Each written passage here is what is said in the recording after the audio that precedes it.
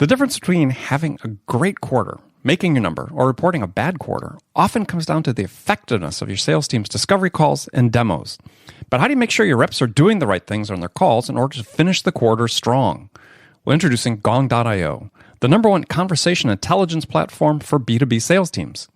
Gong helps you ensure your reps are doing deep discovery calls and crisp sales demos by recording, transcribing, and analyzing their calls. And Gong allows you to understand how well your playbook is being followed and analyze how well it's working so you can constantly move the needle on your win rates.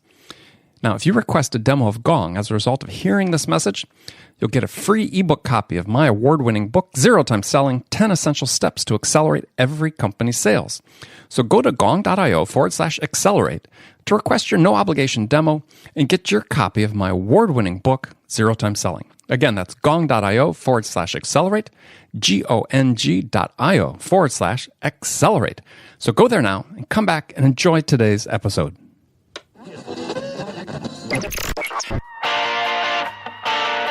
It's time to accelerate. Hey friends, this is Andy. Welcome to episode 578 of Accelerate, the sales podcast of record. I'm excited to talk with my guest today. Joining me on the show is Baer. Jay's a well-known digital marketing expert, online customer service expert, multiple New York Times bestselling author of books including Youtility, which is spelled Y-O-Utility, and Hug Your Haters. Now, in this episode, we're going to talk about the customer experience and we're going to get into just how much of the customer's purchase decision is based upon their experience with the sales rep themselves. Now, this part may surprise you, so you want to make sure you stick around for the whole conversation. I guarantee you'll be rewarded. We're also going to get into the subject of whether marketing priorities are out of whack. As Jay points out, the vast majority of digital budgets now are being spent on new customer acquisition and not very much on retention. And we all know renewals and retention is ultimately where the big dollars are. So again, stick around for that. If you'd like to see the summary notes for this episode, go to andypaul.com/578. There you'll find timestamp breakdown of this and all conversations on Accelerate. Now, today's a big day. Today is the official second anniversary of Accelerate. And it's been a crazy journey. I mean, think about it. We didn't set out to do 578 episodes, well over 1 million downloads. I mean, that's all thanks to you, my friends that are listening to the show on a regular basis. Thank you for your support. And it's also due to your support that Accelerate's becoming widely acknowledged, not only as the premier podcast for serious sales professionals, but the show has also been recognized twice recently by Inc. magazine. First as one of the top 12 leadership podcasts. I mean, we don't position ourselves as a leadership podcast. We have a lot of people on the show talking about leadership, not just for sales, but in life as well. And just last week, Inc. recognized us as one of the top 8 most binge-worthy marketing podcasts. Again, we're not necessarily a marketing podcast, but like with our guest today, Baer, we do get into marketing and how that impacts sales and vice versa. So since this milestone, sort of second anniversary, I'd really like to hear from you. What's been your favorite episode so far? I mean, who's been your favorite guest? Who would you like to have back on the show? To go back all the way to episode 1, that was with my good friend Mike Weinberg, author of New Sales Simplified, wonderful St. Louis guy. Now, if you haven't heard that episode, the one that started it all, go back and listen. You can go to my website, andypaul.com/podcast-quick-reference, or just in the front top navigation bar, click on podcast, complete episode list, click on that, and scroll down the bottom. You'll see the episode with Mike, number 1. I would also like to hear from you about what your favorite episode has been. So again, you can go to the same place if you want to review the list of episodes, and then send us a message telling us what your favorite episode has been. You can go to my homepage at andypaul.com. On the lower right-hand corner of the page, you'll find a red button that you can click on. It says Ask a Question, but you can use it to send us a message. Send us an audio message. And everybody that leaves a message telling us what their favorite episode has been, I'll send you a signed copy of my second book, Amp Up Your Sales. And you make sure you leave your mailing address, otherwise we won't know where to send it to. All right, before we get to Jay, let me remind you that today's show is brought to you in part by our friends at Gong.io. Gong analyzes your sales calls and demonstrations so you can understand what's working and what's not. It's a great coaching tool to help managers boost rep productivity. So check it out at gong.io/accelerate. And if you do that today, you'll get a free PDF copy of my award-winning book, Zero Time Selling. And then finally, before we get to the interview, I want to remind you that we want to hear your questions about your sales challenges, sales management challenges you're facing. And each week, I'll choose one question from those submitted the previous week to answer on my Friday conversation with my co-host, Bridget Gleason. That's right. Every Friday on Frontline Fridays, we'll tackle one of the questions. And the winner, the person who submitted the question, will win a free half-hour coaching call with me. And that's over a $250 value, so you want to make sure you don't delay. Do that today. You can submit your questions again via email at andy@andypaul.com or through the homepage of my website, andypaul.com. Click the red button, leave us an audio message. All right, let's jump right into it now. Jay Baer, welcome to Accelerate. Thank you very much for having me. I am ready to accelerate. I feel like I am in a position of sloth, and so I'm ready to accelerate. Oh, okay, here we go then. So first question I ask all my guests is, in your mind, what's the single biggest challenge facing sellers or sales reps today? Fundamentally, it's lack of trust in organizations. It's not lack of trust in sales. It's lack of trust in organizations. Fascinating research from Nielsen shows that we trust people twice as much as we trust companies or organizations, which is why good salespeople are so important now, because they can put that human face on an organization that is perhaps not fully trusted. And so in some ways, customers trust their sales rep much more so than they trust the company themselves. So sales having to sort of be the tip of the spear for a larger organization that may or may not have that same kind of trust is a challenge, and that challenge is not going to go away. No, oh gosh, I think it's going to get manifestly worse as we talk about the impact of AI and machine learning and bots and so on into the sales process. Where people could be pretty leery about this idea of at what point am I comfortable talking with what I know to be a virtual assistant, let's say, as opposed to I really want to talk to a salesperson right now. Yeah, I think that's actually going to be a renaissance for salespeople when we fully implement AI, cognitive, and that level of automation. Mm-hmm. The ability to have an actual conversation with a human being and get your questions answered in a true one-to-one personalized fashion with a human being, I think is going to come back into favor in a way that perhaps it hasn't for a little while. Yeah, I don't know if you've read Jeff Colvin's book, Humans Are Underrated, but yes. Basically the research, that's basically what that's showing, right, is that the skills that are really going to be in demand going forward are those, what he called intensely human skills, empathy, being able to build relationships, collaboration, co-creation, and so on. And I mean, you talk a lot about the future or about customer experience, but when I look at the future of customer experience, how do you see the automation being used to enhance it? And then, like I said, what do you see as the limits? Well, we're hoping that technology allows companies to be more efficient and more responsive when dealing with routine customer circumstances, right? So you think about how much time is invested in answering the same questions over and over and over, either in a routine capacity or there's a service outage. And so we know we're going to get a huge flood of phone calls or emails or tweets, what have you. So the ability to sort of skim that repeatable layer off the top to then be able to invest greater time and effort into more bespoke questions and customer issues is certainly a best practice, and when done well is a huge boon for companies. Now, unfortunately, in some cases, it's not done well today. The technology isn't perfect.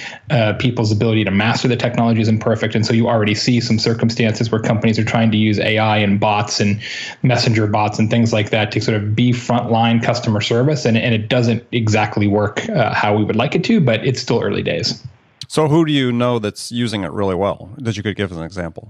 One of my favorite organizations in all things customer service and customer experience is KLM, the Royal Dutch Airlines. Oh, really? They are remarkably good at digital customer service, starting with social media.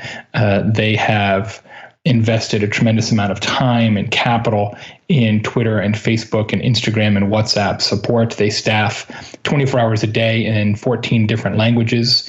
They generated last year just out of their customer service department, some $25 million in sold airline tickets just as an accident. I mean, they're not a sales group, they're a customer service group, but it's in the process of delivering service. Like, well, by the way, here's a link to a flight. So they're actually, revenue neutral for the organization, which is remarkable. And now the sort of next wave for them is use of Facebook Messenger, WhatsApp Messenger, other messaging systems to do the routine. Is my flight on time? I need to rebook. What do I do next? Things that are fairly obvious in terms of your decision tree, and they're doing a great job with it. So where do they have the cutover point between where the humans cut in? That's the interesting thing. There's some great companies out there powering that type of technology who have trigger points in the handoff. So if this happens, if the customer repeats the question, or if the customer uses this word or that word, it automatically flags and gets passed over to a human. But what's interesting is that these systems using AI and machine learning get smarter and smarter and smarter. And so over time, their ability to sort of mine for sentiment, mine for irony, mine for sarcasm, which is really important in a customer service context.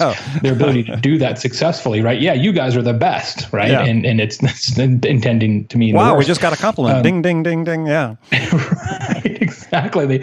They fire up the high five emoji, and that's not exactly what they were looking for there. But these systems are self-learning at some level. And so over time, the need for humans to jump in there and do a handoff goes down. But again, it requires a tremendous amount of data to polish that up. You think about how long Google's been doing voice search, how much data now Amazon has through the Amazon ecosystem. It's extraordinary, but still, even with all of that data, they're still learning all the time and making it better. Yeah, I don't think humans are going to be obsolete anytime soon. Certainly not in my lifetime. No, and what's funny about that, it's funny you say that because and I think that the group that especially wants that to be true are humans, right? Marketers in particular are guilty of this. Like, well, what if we just had robots and we could just use our robot army to get you to buy stuff? But the people who don't want that to happen are actually the customers. And so I think marketers in general are more guilty than ever at being seduced by technology, at saying, well, geez, look at all these things that we can do, and we can press this button, this thing happens, and if we press this other button, this other thing happens.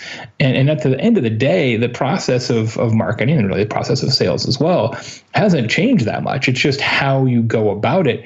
We are seduced by technology because we aren't really sure what all those options and alternatives are. And so if we feel like we find something that can take our pain away and sort of be the one-stop shop, we gravitate towards that. It's just human nature. But ultimately, marketing and sales has always been and will always be about the wizard, not the wand. It's not about the technology. It's about satiating customer needs.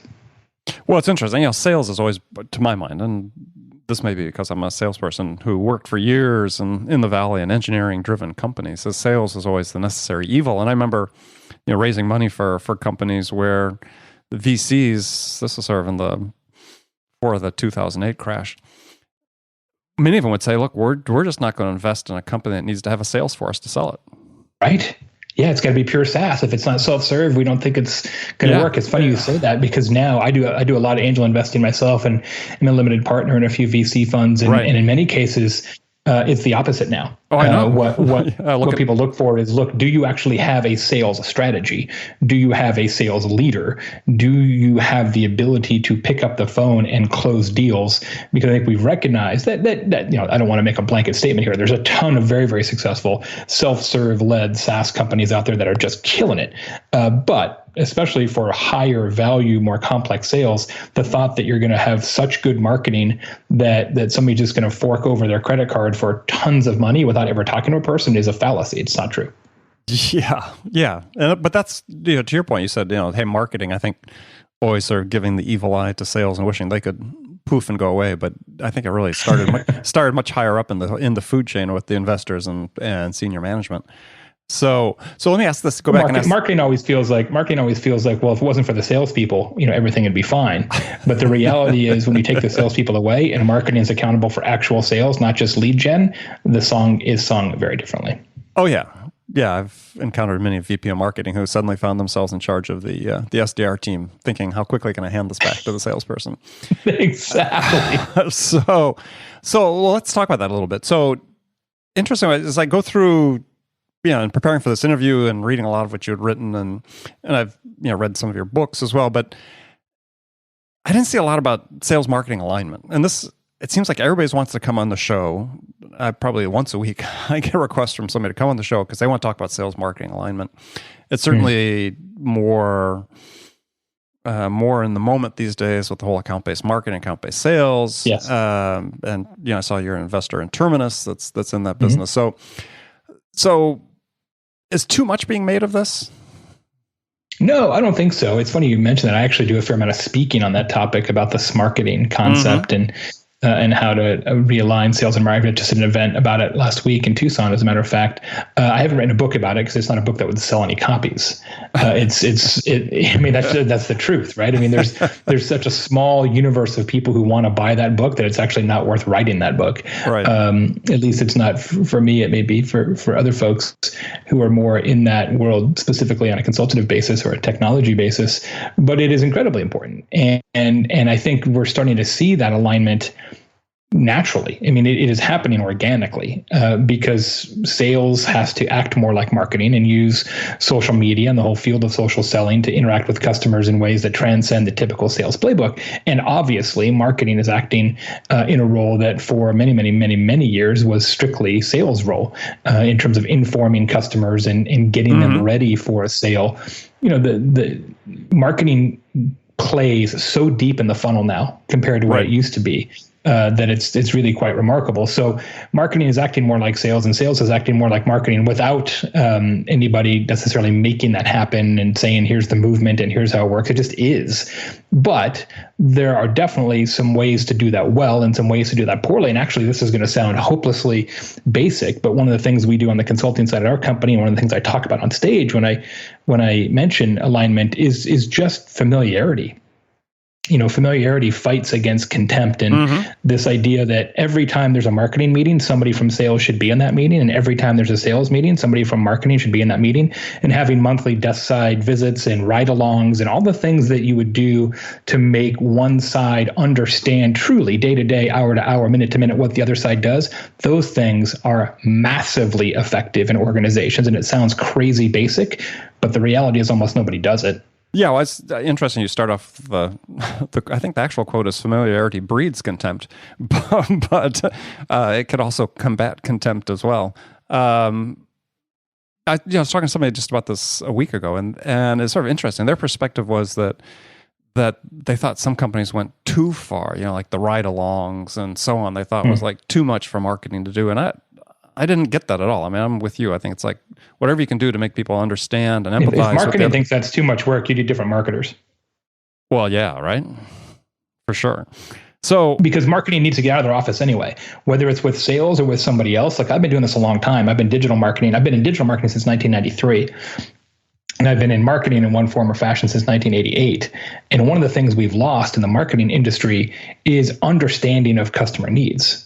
Because we used to get out of our office and go talk to customers and observe customers in the field and interact with customers and talk on the phone to customers, all the things that we had to do because we had no other choice. Now marketing says, let me go to a SaaS portal and press a button and spit out a report. And I'm going to use the numbers on that report as a proxy for understanding customer intent.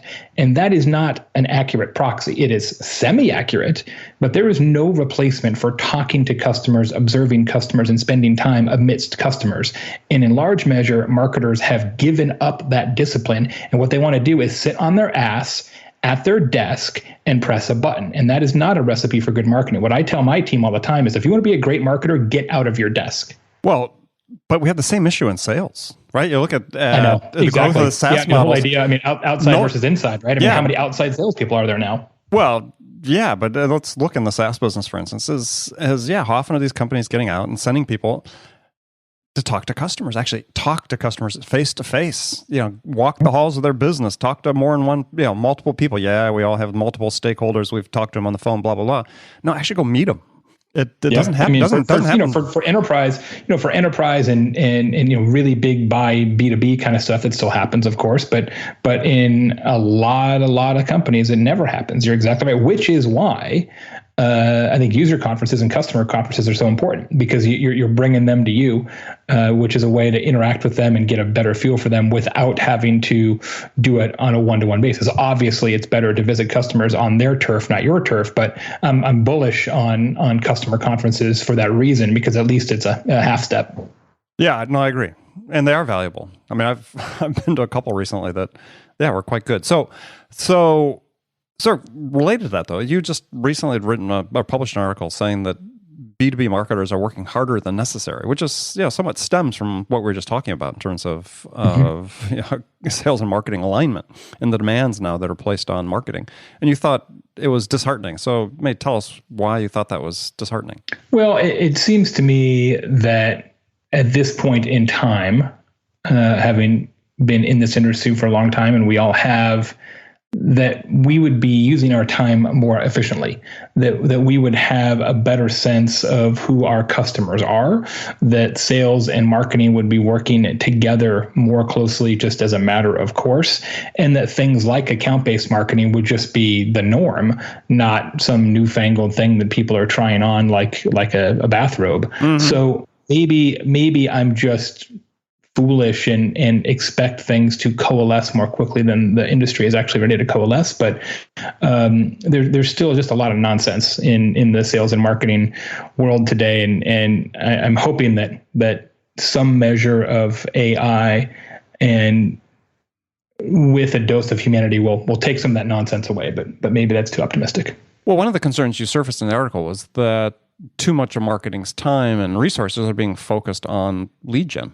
Yeah, absolutely. And partially because that's what they're being tasked with. It's not that they're necessarily saying what I want to do today is generate a bunch of leads. It's that in B2B companies in particular, we've got many clients that we work with in that space.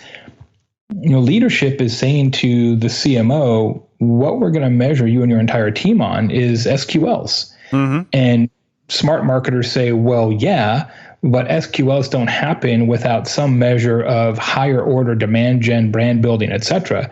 And people say, yeah, that's great. We get that. But at the end of the day, every month and every quarter, we're going to sit down and we're going to go through the MQLs, SQLs, and make sure those numbers are there. It's just the way teams now have been held to account. And I'm not sure that that's necessarily the best long-term outcome. I could be wrong. I don't think it's about marketing not being accountable.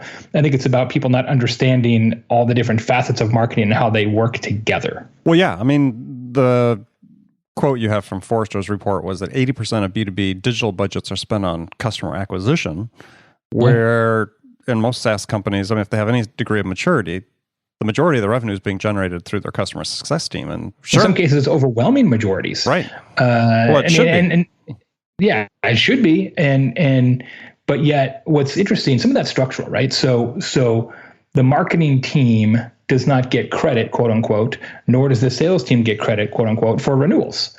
At least not in the classic sense. And so, you're going to emphasize what you're getting measured and frankly bonused on. And so in so many companies, the way it's organized is that the sales team is commissioned on net new business. Marketing team is held accountable for net new sales qualified leads and new business generated. But when those customers renew, when the overall lifetime value of those customers goes up and up and up, nobody's got a piece of that pie. And so obviously, people are going to spend most of their time and most of their budget doing the things that they're actually compensated for. But this focus, this unrelenting focus on lead gen and customer acquisition is really short-sighted.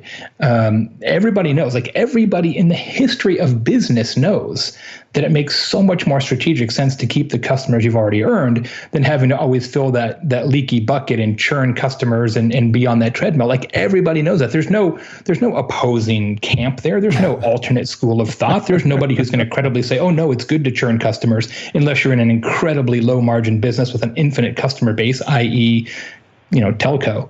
Sure. Or fast food. Like nobody's going to argue that, but yet we all know that, but nobody organizes their companies that way. It's astonishing to me how we all know that retention is important, but yet almost nobody actually emphasizes it in word or deed.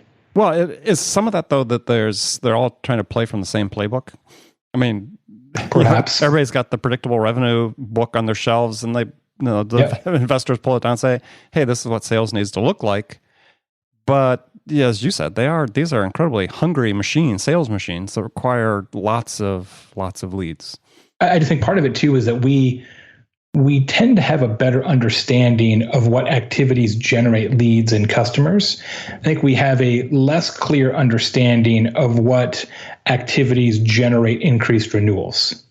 And that may be cause or effect, I'm not certain, but there is a number of playbooks that will tell you how to generate net new customers. There's not that many playbooks that say if you do this, this, and this, your renewals will go up, therefore your lifetime value of that customer will go up. I mean, certainly we've got some senses of Sure. what good customer service is, there's bad customer service, et cetera, but you don't really have the same kind of playbooks, and that may be part of it. Well, I wonder though too, is for me, part of the disconnect is that, we're spending, let's say 80% of marketing's digital budgets on customer acquisition, yet at least on the figures that I've read, is that the ultimate close rates in the SaaS business hover between 20 and 25% on average. And so to me, that's not very efficient or effective if you're spending all this money to generate all these leads that have a low probability of closing. So it seems like to me that's really something that has to be addressed both from a marketing and sales standpoint. Is how do we change this basic productivity measure, which isn't very good? Yeah, there's still a tremendous amount of unintentional love for low quality leads. I mean, people really pay attention to the number more so than the quality, which of course wastes a ton of time. And the time that it wastes most egregiously is sales time. And so then what happens, of course, when you've got low quality leads, because marketing is more interested in the numbers than the quality, is then sales gets disenfranchised and disenchanted about the leads, and they don't work the leads because they think they're bad. And it basically is the Glengarry Glen Ross movie played out in a digital setting. It's Glengarry Glen Ross with Slack is really what happens. And everybody just sits around and blames each other and points fingers. Well, I think on top of that, what happens, you get, given that we have, a small cadre of top performers in every organization, for the rest of them, those, as you said, bad leads that they're giving unintentional love to are like security blankets, right? Yes. Can't be criticized because I've got leads. Right? I'm working these leads. I've got a lot of leads. Yeah, but you're not closing any of them, or they're converting at a very poor rate. So we might as well not have them. Yeah, at that point, you might as well not have the leads or the salespeople. Well, yeah. Well, that's a whole other conversation we can have at some other point. So I want to get back to the customer experience thing for just a second. So, how much of the customer experience? Because people start, I guess, look at it in sort of a totality, but to me, I mean, the customer experience really drives the customer decision to some extent, right? The customer experience during the sales process. I mean, is there much carryover into, sort of the post-sale from the pre-sale? Oh, no question. There absolutely is, because the salesperson is setting the organizational-wide expectations for that customer. It doesn't matter what the website says. It doesn't matter what they saw on the original webinar.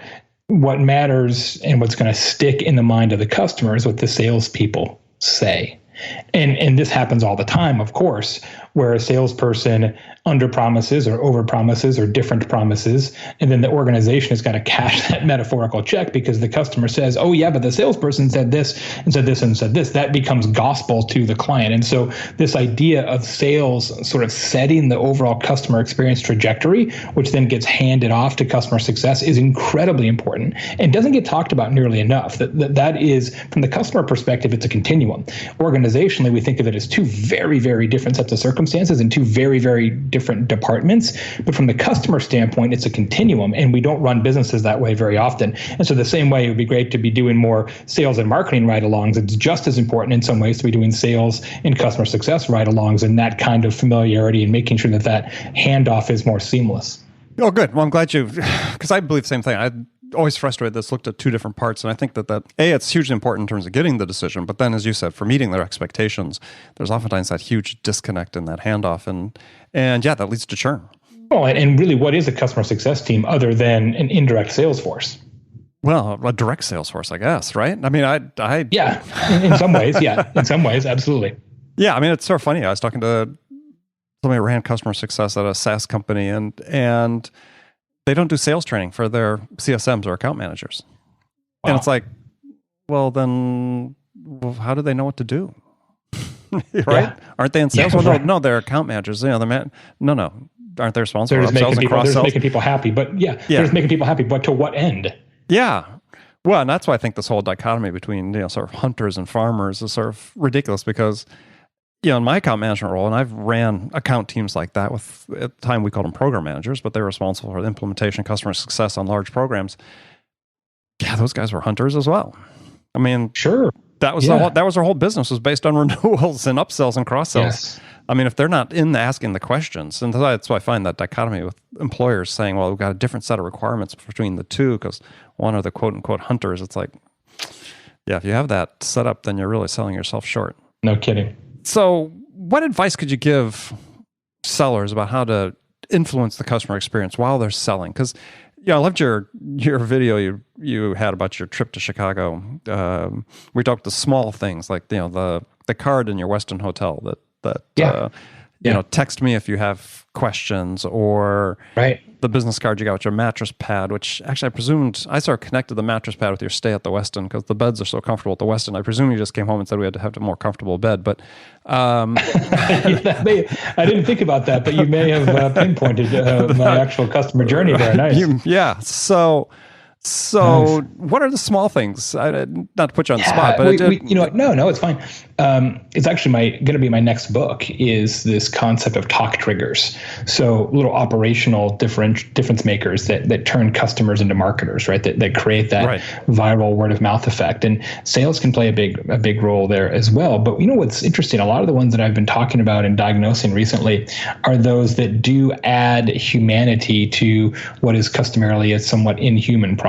So the more that you can put a face to the company, the better off you're going to be. As I mentioned at the outset, we don't trust companies. We don't trust organizations. We trust people in massively disproportionate ratios. And so just this week, I got back from vacation, and so we did sort of a belated Father's Day thing. And my wife and my kids got me a hammock for Father's Day, which is really a fantastic Father's Day gift. I'm a big fan. Right. And in the hammock was another card which said, meet the person who made your hammock, go to this web address. And so I did, and found out that my particular hammock was made by Brant Allen, who's the production manager for this company, Nag's Head Hammocks. And he likes to play baseball, and he's a baseball coach, and he also fishes a lot, and he fishes for bream in the Carolinas with his son. And so now I feel like I've got a whole kind of sense of who he is and who the company is, and it's not just some organization knocking out hammocks, that they actually have a real culture there, and that changes the way you think about customer experience in the organization. And salespeople are uniquely positioned to do that. We talked in the habits section about this idea of using video as a humanization device, also really, really important for sales. So I think what salespeople have to come to understand is that they are the face of the organization in a very important and meaningful way. And they have to continue to double down on that and treat that as an opportunity, not as some sort of a burden. So two things that come out of that. One is in your mind, is there a difference between humanization and personalization? Yes. And absolutely. Let's explore that, because I think that was something that I was sort of catching on to there, which I think is important to explore a little bit. I'm actually making a note of that, because I'm going to write a blog post about that. All right. Hold on. I'm making my note. Good. I will credit you and link to the show. Yeah, link me in. Right. Thank you. You got it. So humanization is adding human characteristics to the organization to showcase the people in the organization and or the customers of the organization and or the business partners of the organization. It's putting a human face. It's personification, those kind of things. Personalization is adding relevancy to the customer journey by providing information to customers that is very much tailored to their circumstances. Sometimes that's something as easy as using somebody's name in an email subject line. Sometimes it's, hey, we have a webinar that's about the issues that are only specific to your industry, et cetera, et cetera. Some of it's doing dynamic content on the homepage that when they come back, we know they've been there before. And so we're going to personalize their website journey based on what we know they've looked at in the past. Some of it's just not using canned emails in your sales script, but actually writing different emails for each customer based on their own circumstances. So that's where we see the difference between humanization, which is making that kind of Homo sapiens connection, and personalization, which is really about relevancy. Well, the reason I'm bringing it up is, again, early in the show, we talked about the future with AI, machine learning, and so on, is it is that humanity, that humanization, mastering those what I call uniquely human sales skills and behaviors that are going to be the ones that really enable you to create value for employers and for customers. Yeah, that's the irony, right? Is that as the robots take over, being human becomes more important, not less. Yeah. Oh, absolutely.